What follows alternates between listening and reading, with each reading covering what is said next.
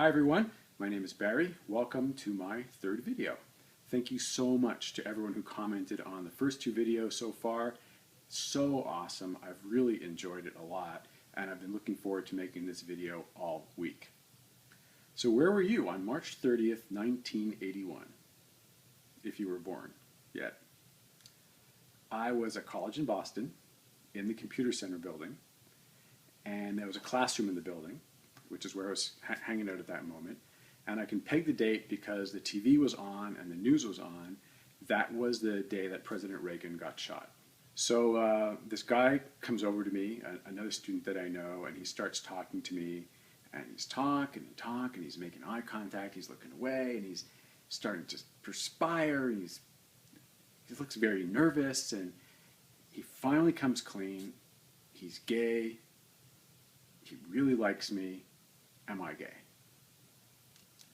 Now, of course, I'm like 25 years away from even considering that I might be gay. So I told him I'm sorry, I'm not, and he mumbled something, and I mumbled something. So that was the first of a number of times that guys would come up to me, or I'd meet guys and they'd ask me out to lunch, and they'd come out to me and they'd ask me if I was gay, and I'd say no. And clearly some people had working gaydar in the 1980s, and I wasn't one of them. I wish I had working gaydar and a big mirror. So another quickie story, and then I want to try to explain what I really think was going on with me. The quickie story is that it was the beginning of sophomore year, and my roommate schleps me over to another part of campus to meet this girl who a friend of a relative tells him to go say hi. She's a freshman. So we walk across campus, and we're hanging out in this girl's room and chatting and talking and whatever. And at a certain point, my roommate says, well, he's got to go, but I should stay.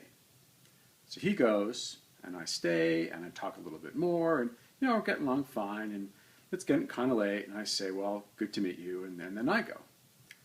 So I walk back across campus to my dorm room. I think it was Reitman 205, if I'm not mistaken. And my roommate's there, and he's like, what are you doing here? I'm like, what? He's like, she liked you, couldn't you tell? Like, what do you mean? Go back there, you should go back there, she liked you. No, I couldn't tell. Apparently I wasn't picking up romantic cues from women. I cannot believe I did this, but I walked back across campus, knock on her door, and easily 25 minutes must have gone by this point, and it's midnight or 1 o'clock, and who is it? It's Barry. She opens the door. She's wearing a big nightshirt. That's all she's got on. Big oversized t-shirt. Are you here to stay this time? Yeah. And she lets me in. And we end up dating for several months. And by the way, she is super nice. We're actually Facebook friends now. So, to summarize, guys are asking me out. My roommate has to tell me when girls are interested. And the majority of guys all around me seem to really be into women, which mystifies me. And just like in high school, I have a healthy sex drive. Pursuing girls seems like the thing to do.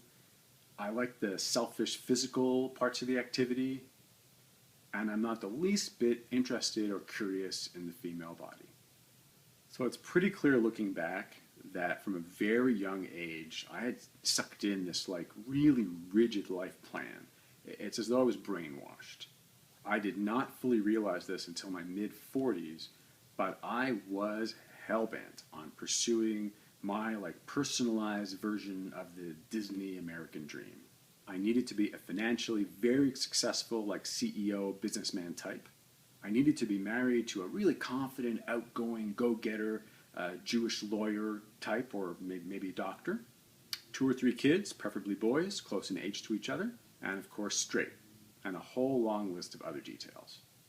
This was very stressful when I was college age. I felt a lot of pressure. I absolutely had to have these things, and yet I had no idea how or if I would ever get them.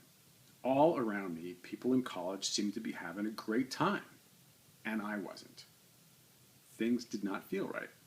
And this is really sad, but I could not wait to get out of college. Thanks for watching. Next week, we'll talk about my search for my Jewish lawyer wife. Since I was not equipped to meet women the usual way, I came up with a financial incentive plan that got me 40 or 50 dates over a 2-year period. Hey, remember to click on thumbs up if you liked the video. Definitely subscribe and absolutely comment. Have a great week.